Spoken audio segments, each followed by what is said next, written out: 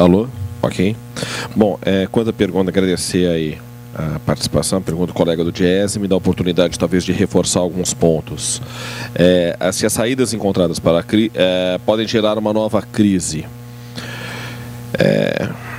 Acho que a resposta teria que ser depende, em vários sentidos. Acho que esse microfone vai funcionar melhor. E que se depende em vários sentidos. Eu concordo totalmente com o Sérgio Dilon, que eu acho que passamos pela crise do ponto de vista assim financeiro, das reações assim de maneira assim elogiável.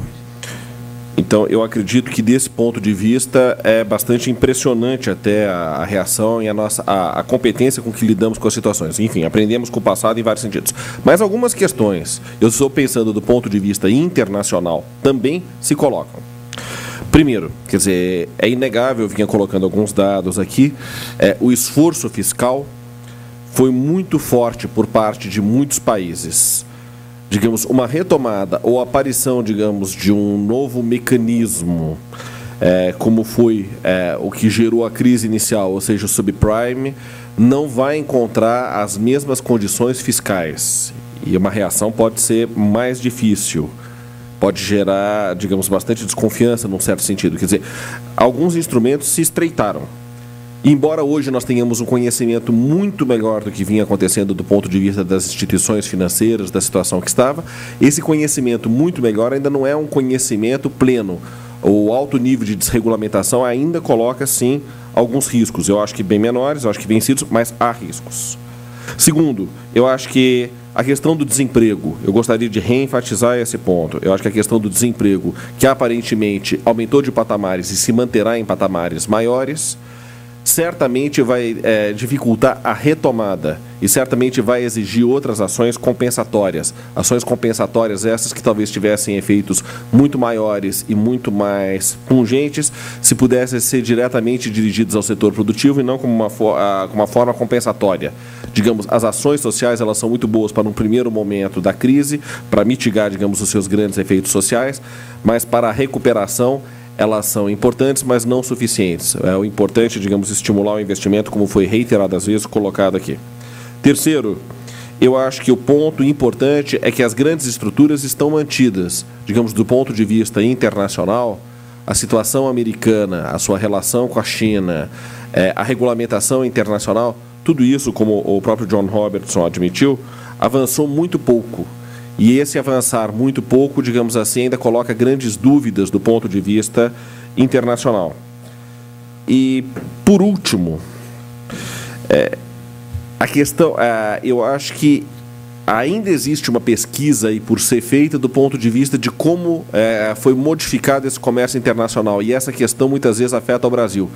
Quando nós estamos trabalhando no IPEA, o Índice de Qualidade do Desenvolvimento, e embora essa qualidade do desenvolvimento esteja melhorando, as condições estejam progredindo, existe bastante margem para otimismo, um aspecto preocupa, que é a nossa balança comercial. Um duplo aspecto preocupa, na verdade, que é o câmbio e a balança comercial. Eu inicio pela balança comercial. A nossa balança comercial, ela retroagiu num certo sentido. E o próprio governo admite, acho que toda a Câmara dos Deputados está muito consciente disso, estamos com uma balança comercial muito típica de terceiro mundo com os nossos parceiros, digamos assim, mais fortes e estão se tornando mais fortes. Nós, digamos assim, nós reforçamos o que é uma estrutura tradicional nossa, que é de vender matérias-primas e produtos muito básicos. Isso certamente não gera emprego e certamente gera um dinamismo menor e potencial de concentração maior. É altamente preocupante, precisa ser analisado e monitorado com maior cuidado essa questão. E acho que a vinda do pré-sal aí, quer dizer, muito positiva, que nos deixa todos alegres, mas pode muito bem reforçar isso aí.